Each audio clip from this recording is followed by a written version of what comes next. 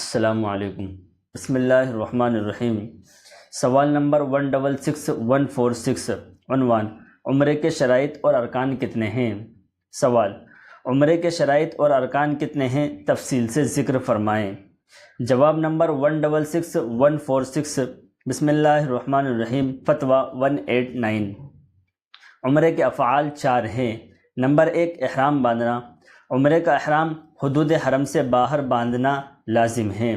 آفاقی کے لیے میقات سے یا میقات سے پہلے باندھنا لازم ہے، اور حدود حرم کے رہنے والے اور اہل حل پر لازم ہے کہ حدود حرم سے باہر حل میں جا کر عمرے کا احرام باندھے۔ نمبر 2، طواف کرنا۔ نمبر 3، صفا اور مروہ کی سعی کرنا۔ نمبر 4، حلق یا قصر کرنا۔